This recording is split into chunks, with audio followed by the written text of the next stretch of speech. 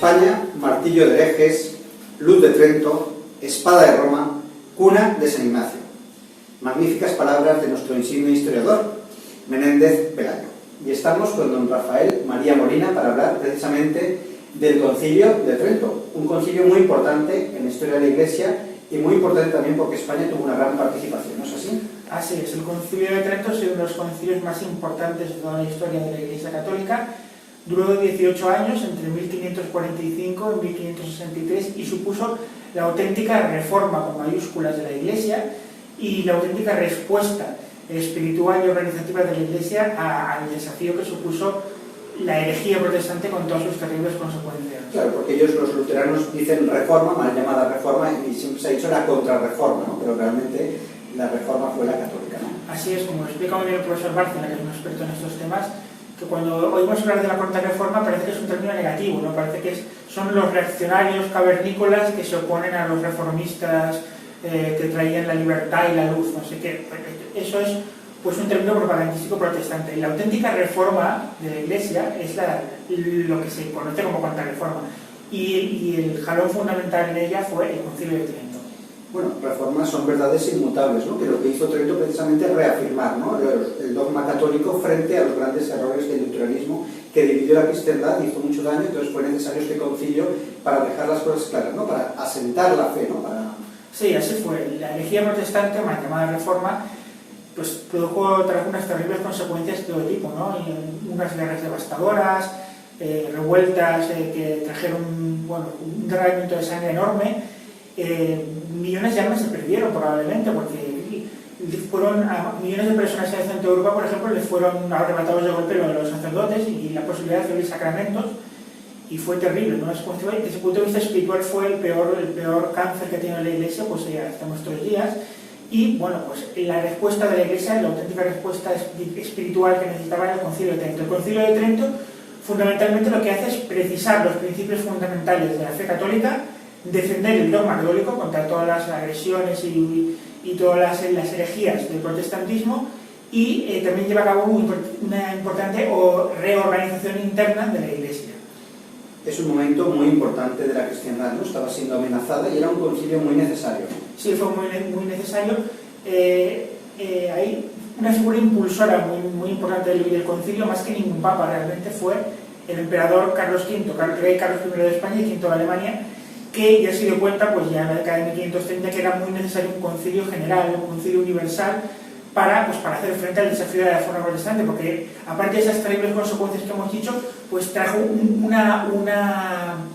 una confusión teológica que era completamente necesario aclarar completamente, y eso se acabó el Concilio de Trento. Este concilio tan importante coincide con el siglo de oro español, con la Escuela de Salamanca, tan pujante, que hemos hecho un documental.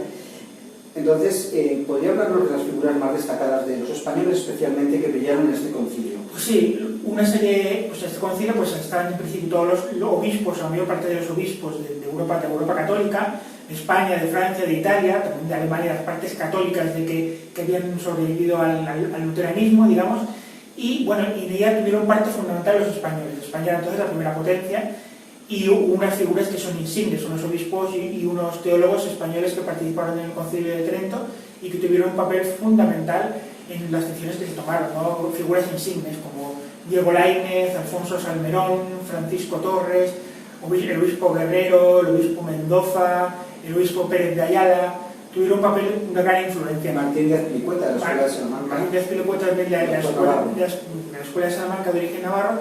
Y que, bueno, pues el concilio lo que hace fundamentalmente, pues como decíamos antes, precisa los principios fundamentales de la fe, defiende el dogma. Por ejemplo, fue muy importante la cuestión de la justificación, dejar claro que el hombre se salva por la fe, pero también son necesarias las obras, porque eso lo había intentado derribar el luteranismo.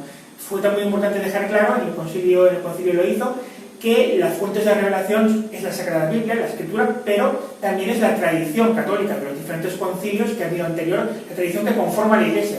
El concilio deja claro que la Iglesia es madre y maestra, y que, por supuesto, en la Biblia y la Sagrada Escritura es una pieza central de la fe católica, pero que se necesita también la guía para entender e interpretar bien la Biblia y la Sagrada Escritura que aporta la sagrada tradición de la Iglesia.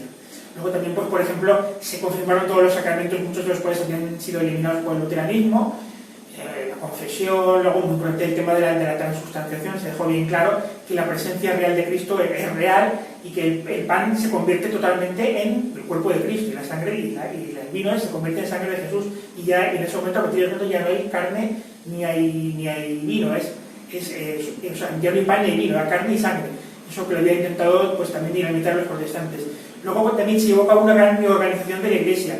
Se restableció, digamos, la disciplina en las órdenes religiosas, se estableció que los obispos tenían que vivir en su residencia, los sacerdotes lo mismo, no podía haber sacerdotes casados. Esto en España tuvo menos influencia porque ya los reyes católicos, mucho antes, habían reformado mucho la Iglesia. Pero en países, por ejemplo, en el centro de Europa o en Francia, por ejemplo, fue muy necesario esta reforma para purificar la Iglesia, porque era uno de los motivos, no el único ni el principal, pero que esa relajación de la costumbre de la Iglesia había sido uno de los motivos de la difusión del luteranismo. Para los televidentes que no tengan a lo mejor tiempo de profundizar en todo el concilio, que es muy denso, sí que les podemos recomendar el Catecismo de Trento, ¿no? Que es muy recomendado en la Iglesia, junto con el de San Pío X. Son catecismos muy tradicionales, muy sólidos para conocer la sana doctrina y saber defenderla. Así es. El Catecismo de Trento sigue siendo una pieza pues, central, un documento muy importante para entender nuestra fe y para entender pues, la doctrina de la Iglesia, la sana doctrina de la Iglesia, sin contaminaciones modernistas o sin contaminaciones heréticas. Pues este catecismo es muy bueno, ¿no? No digo que otros posteriores sean malos, pero este es muy bueno, ¿no? Hoy la Iglesia pues hace el catecismo y el catecismo lo tenemos que respetar, pero el catecismo de Trento es fundamental y da una luz pues, muy interesante, muy importante. En España se le conoce como el brazo de Dios en la tierra, que es una expresión muy bonita, y los teólogos españoles, como decimos, aportaron mucho a Trento, ¿no? Toda su sapiencia, ¿no? Toda su santidad. También el concilio en sí dio muchos frutos de santidad. En esa época son los grandes santos españoles. Los grandes santos españoles, su influencia se dejó notar, por ejemplo, eran jesuitas, eran de la Compañía de Jesús, Diego Laínez, Alfonso Salmerón, Francisco Torres, era dominico, que al fin y al cabo era un orden de origen español medieval, Francisco Cano, Melchor Cano, perdón. Por lo tanto, la influencia de estos grandes santos fundadores como el insigne San Ignacio de Loyola pues se dejó notar en el concilio, y las consecuencias del concilio fueron muy positivas en aquella época, porque se consiguió, con todas estas medidas se consiguió no solo paralizar la expansión del protestantismo, sino reconquistar espiritualmente amplias zonas. La Compañía de Jesús tuvo mucho que ver en ello, pues del sur de Alemania, de Austria, de Chequia, de Hungría, que habían sido contaminadas también por el catolicismo, por el luteranismo, por la herejía protestante. También se consiguió frenar el avance del protestantismo, calvinismo en este caso en Francia. Todavía había guerras religiosas en Francia, pero espiritualmente se consiguió parar el avance del protestantismo en Francia. Fue un concilio muy positivo y muy importante para la Iglesia Católica, cuyas consecuencias, cuyas benéfica influencia se ha prolongado durante siglos. Un concilio que da de lleno en la raíz del luteranismo que tanto daño hizo a la Iglesia, la figura nefasta de Lutero, ese gran hereje, heresiarca, que llevó tantas almas a la perdición, y hoy en día parece que hay desde ciertos sectores de la Iglesia una simpatía por esta figura de Lutero con un ecumenismo mal entendido, ¿no? Totalmente mal entendido. Lutero es uno de los peores herejes de la historia, sino el peor responsable de la condenación de millones de almas, no solo en su época, sino posiblemente de épocas posteriores incluso. Por tanto, hablamos de un personaje que es absolutamente nefasto para la Iglesia, para Europa, no solo para la Iglesia Católica, sino para lo que fue la historia de Europa, ¿no? Las consecuencias de las terribles guerras religiosas de Europa en el siglo XVI y XVII son consecuencias suyas. Realmente, pocas veces un ser humano concreto ha hecho tanto daño como Lutero. No solo dividió la cristiandad, se crearon innumerables sectas luteranas, sino que también en la propia Iglesia Católica entran estas influencias, ¿no? En forma de modernismo, ¿no? Esa libre interpretación de la Escritura, ese buenismo que hoy en día Dios manga ancha, Dios todo lo perdona, peca y haz lo que quieras. Sí, todo lo que se influencia del luteranismo de la Iglesia, que al fin y al cabo lo que se llama el modernismo, ¿no? Que están tan condenados por los papas de recia doctrina, pues tiene mucha influencia protestante, ¿no? Todo lo que se influencia del protestantismo de la Iglesia es una cosa pues que hay que combatir, porque el protestantismo es una herejía terrible. Y recordemos que el liberalismo sería como el protestantismo aplicado a la política, que también ha sido nefasto para la Iglesia y condenado, ¿no? El liberalismo claramente es pecado. Claro, porque la idea central del liberalismo era que Dios, ya no hay que aplicar, Dios ya no reina en la sociedad, el reinado social de Cristo ya no existe.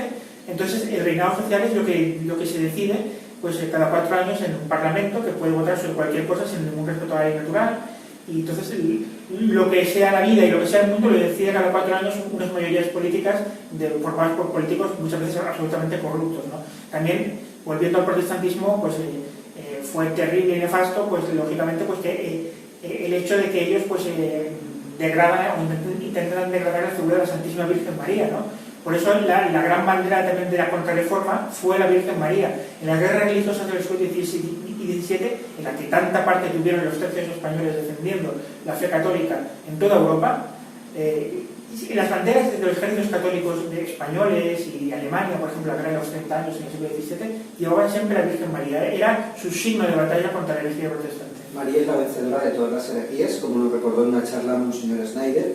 ¿Y qué le diría a aquellas personas que piensan que esto de Trento, de la Escuela de Salamanca, es algo ya trasnochado de otra época que no tiene vigencia para los problemas de hoy en día?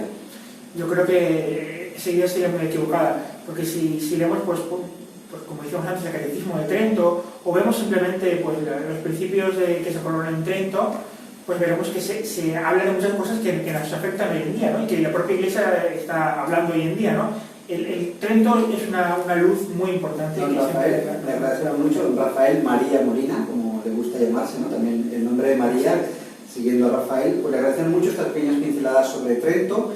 También les invitamos a profundizar en el Catecismo de Trento y sobre todo recomendamos el documental que hemos hecho en Agnus Dei, en Mater Dei, sobre la Escuela de Salamanca con el profesor don Daniel Marín, que nos introduce de forma sencilla pero clara y contundente en esta gran escuela española.